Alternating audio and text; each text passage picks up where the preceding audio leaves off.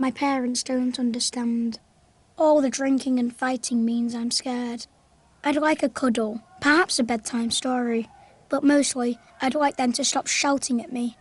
And sometimes they hit me. Feeling scared every day and not feeling loved or wanted will change me for the rest of my life. Later, I'll have problems at school, problems with alcohol, and I'll get in trouble with the police. What's happening to me right now means I'm more likely to have serious health problems in middle age and die sooner than I should.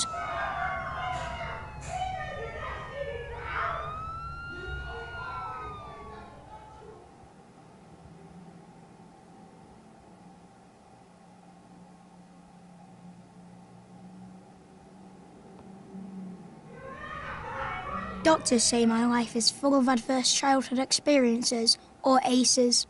But in my world, this means I see my dad hitting my mum. Dad's got a drinking problem, and Mum's always crying, even with the tablets. I am always being shouted at and hit. After the booze and fags, there's not a lot of money for toys or clothes, or even food. I'm getting used to being scared all the time. Now I'm just angry. The doctors say things are changing inside me. My brain isn't learning how to control my feelings properly. My body can't relax like those kids who don't have ACEs, so my body won't be able to repair itself properly when I get older, making it more likely I'll get cancer or heart disease as an adult. It hurts when my parents hit me, but the real damage is hidden, and that damage will be with me for life.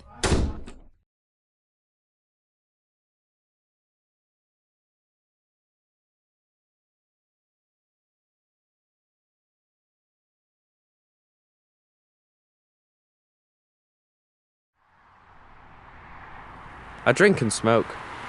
They say I'm out of control, but I'm not.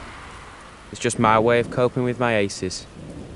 I've been in plenty of fights, but what's wrong with that? Kids' punches don't hurt half as much as when my dad hits me. I beat up a kid last week at school because he looked at me weird. Who cares? I ended up with more time out of school. Learning's not for me anyway, and the teachers don't care any more than my parents. I don't like the way anyone looks at me except my girl. She's 16 and pregnant, just like my mum was with me.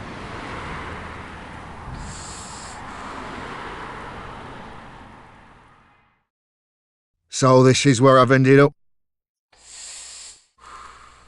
I've got diabetes and cancer's probably on the way. I know these kill you, but I couldn't do without them. I've never had a proper job and I've spent time inside. I hate my kids. I hate their mum too, until she left, so my kids have grown up with ACEs. And now my daughter had her first kid. She's 16. The course of my life was set in the wrong direction a long time ago. I know where I'm heading, and sadly I know where my kids are heading too.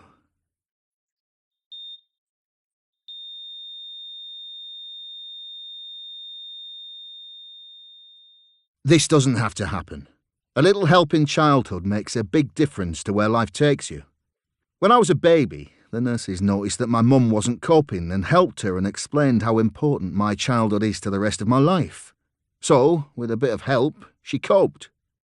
The police came round after next door complained about the noise from Mum and Dad fighting. They asked how I was feeling. I told them I was scared all the time. Mum and Dad got help. The shouting got better and the hitting stopped. I even got some bedtime stories. I still had problems at school, but the teacher asked me about what was happening at home. I got help controlling my feelings. It wasn't a lot, but it was enough. I'm now married with 2 children, and I've got a job, most of the time. I haven't repeated the same problems with my kids. We got help when being a parent got too much. Our children are ACE-free, and that means their kids stand a good chance of growing up ACE-free as well.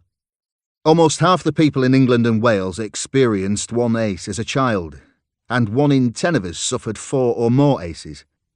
If we stop ACEs, millions of children would not become smokers or binge drinkers, and levels of violence in adults would be cut in half.